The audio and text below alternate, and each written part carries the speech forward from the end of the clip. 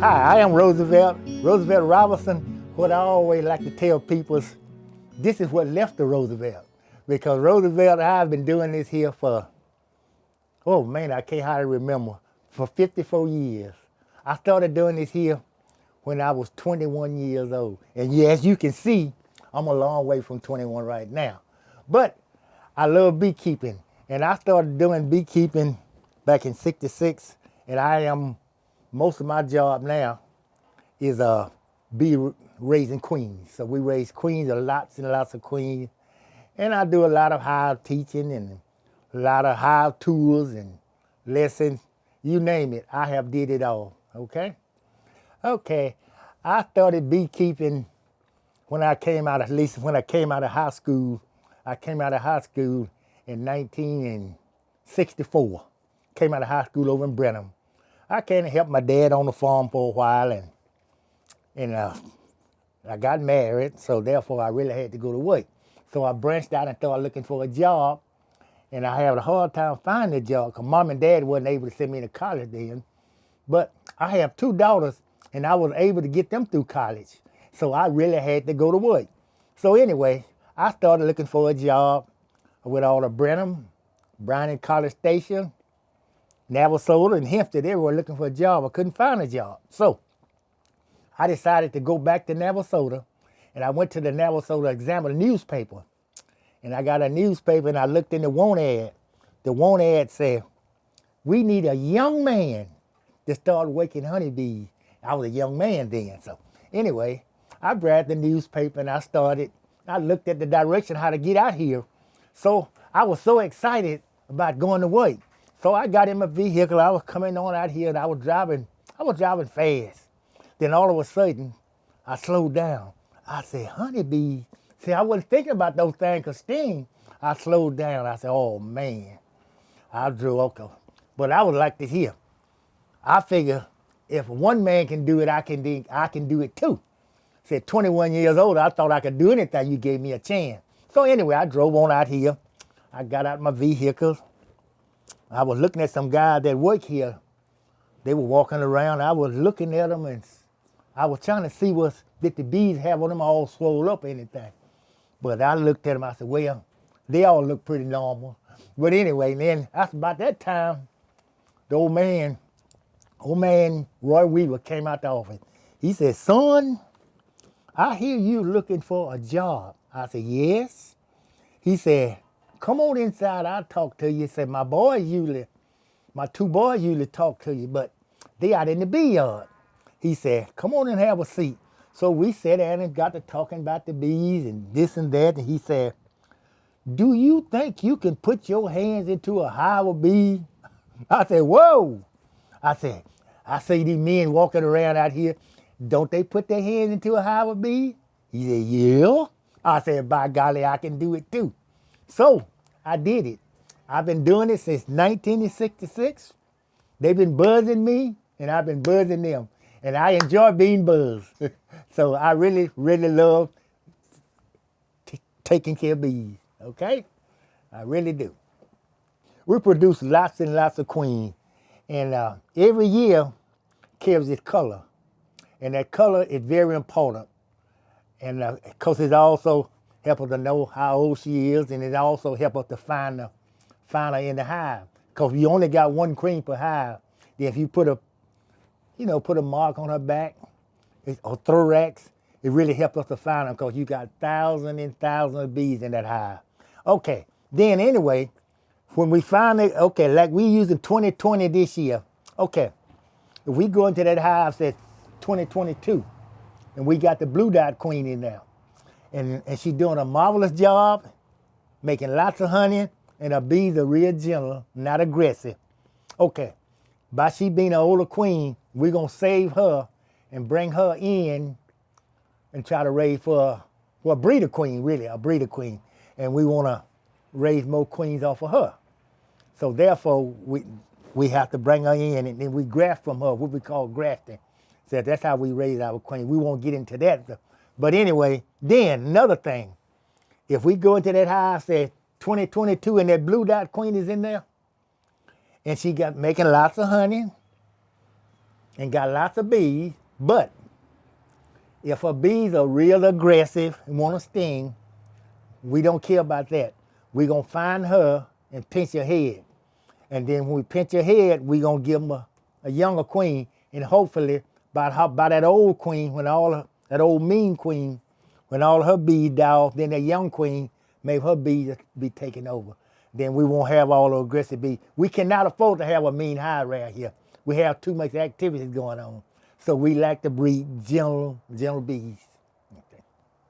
Okay, we're gonna do a quick talk on how we raise a queen. Usually, I go into a hive. You know, a queen lays eggs, and after so many days, it turns to larva.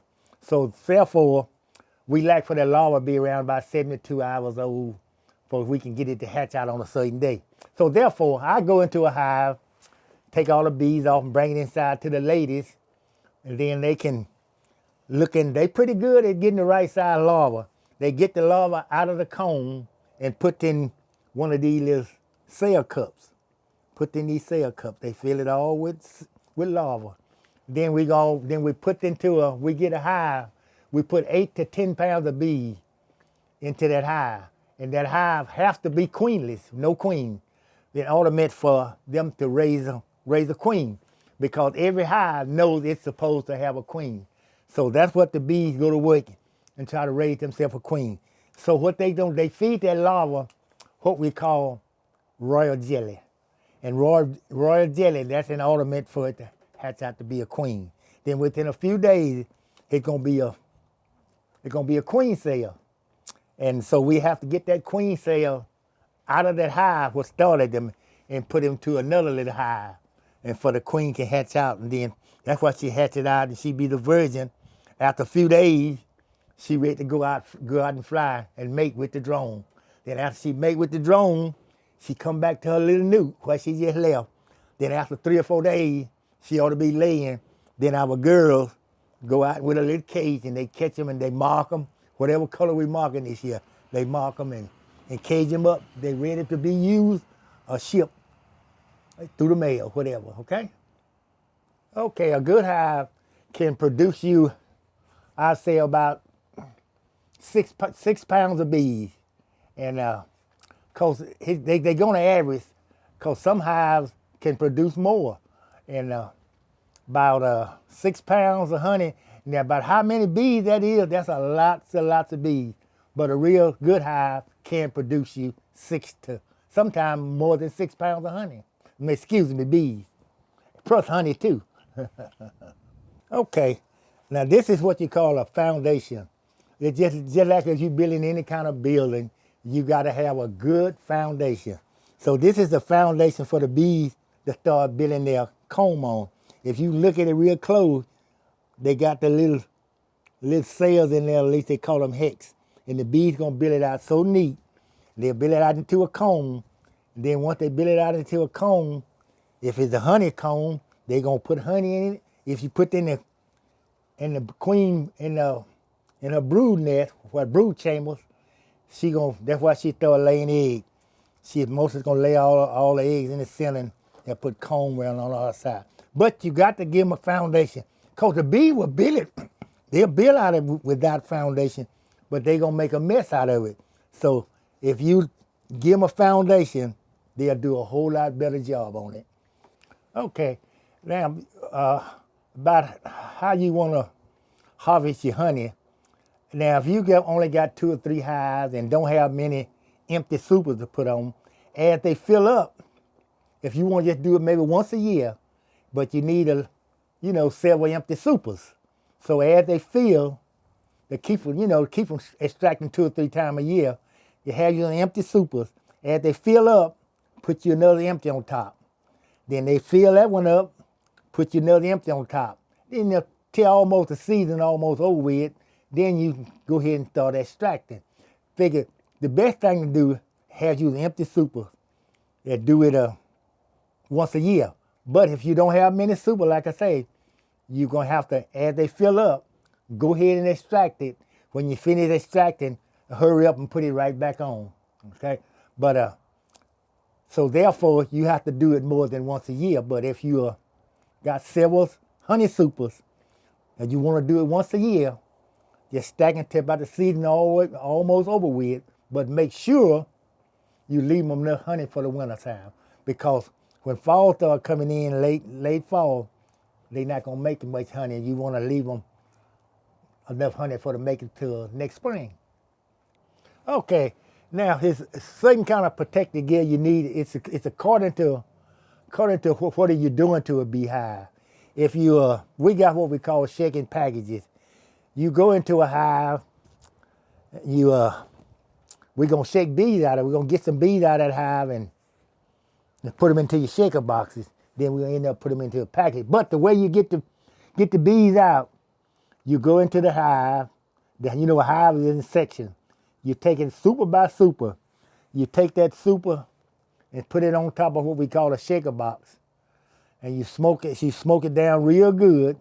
Then you take that super and bounce it around. And that really upsets the bees. Because you can't blame them, because if somebody shakes you out your house, you're going to get upset too. So therefore, they can really, really be upset when you bounce them around. That's when you really need your gloves on, you need your coveralls on, you need your boots on, and you sure need your veil on, because that really upsets them. And they really get more upset if the weather's kind of cloudy and kind of misty and rainy, a little cool. That really upsets them more. But ordinarily, on a good sunshiny day, it's good and warm, you dealing with the bees, you won't need all that gear on. So you just put your veil on and have you a bee smoker. You really need a smoker. Then you won't need all that. It's according to how the weather is and what are you doing to them. If you be gentle with them, most of the time they're gonna be gentle with you. Okay. Because sometimes you can deal with a hive, you won't need a veil on. It's the same thing you do, like we be out catching queen, you won't even need a veil on. But you have to have a smoker. Okay.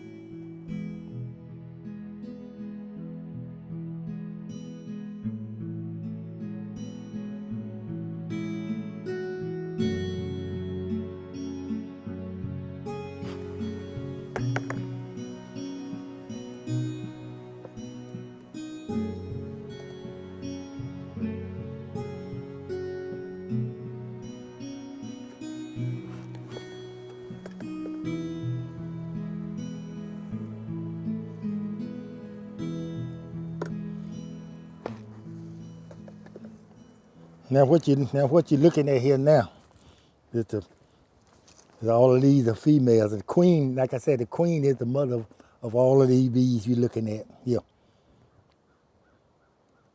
And see this right here, this is what we call brood. This is final stage where a bee finna hatch out right here. But I don't see a queen here. But it's a queen in here because I see where she's laid some eggs. We won't stay in it too long because sometimes they can get a little angry when you stay in it too long.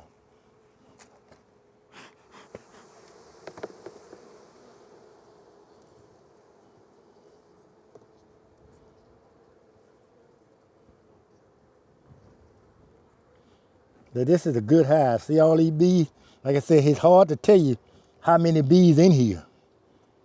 What you can see is lots of bees.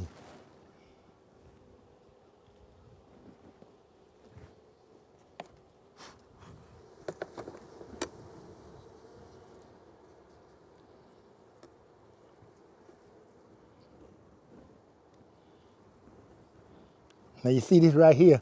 This is honey right here. Right here. This honey right there.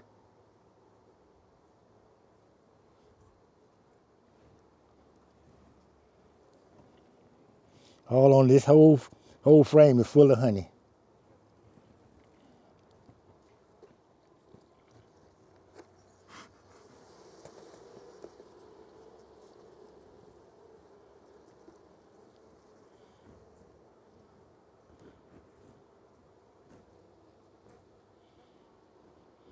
No drone, and I don't see a queen, but I know they got one.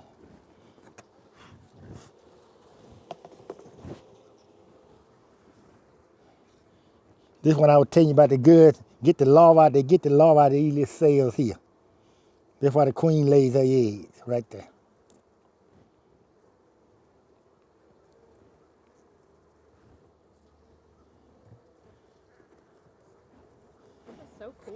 Okay, we don't want to stay in it too long because they'll get angry. We don't want to, like I always like to say, want to wear welcome out. These are they're called brood box. That's why the queen does her laying. And these here up here is honey super. See the smaller one? That's why they put the honey. These honey supers here.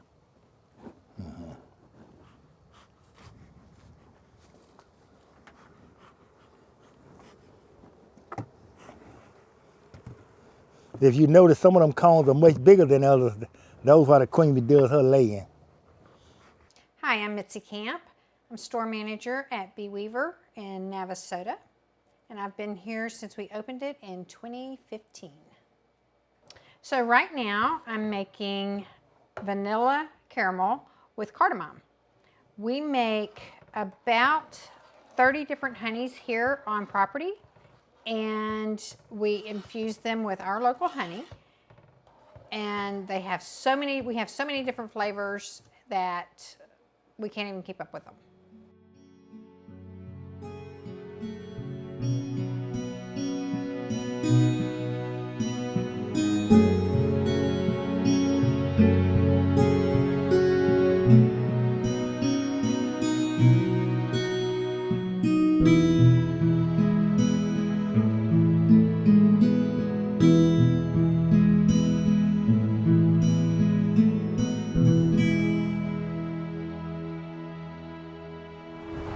I'm Jack Cagle, and I have the privilege of serving you as the Commissioner of Harris County Precinct 4. And today I want to thank you for joining us on our Encore Excursions. This is our way of getting you, our friends, our folks that we seek to serve, out and to be able to see the things that we used to be able to see together, but now safely and virtually. In the meantime, we hope to continue to bring other events and other excitement to you. Stay safe, stay well, and we hope to see you soon in person.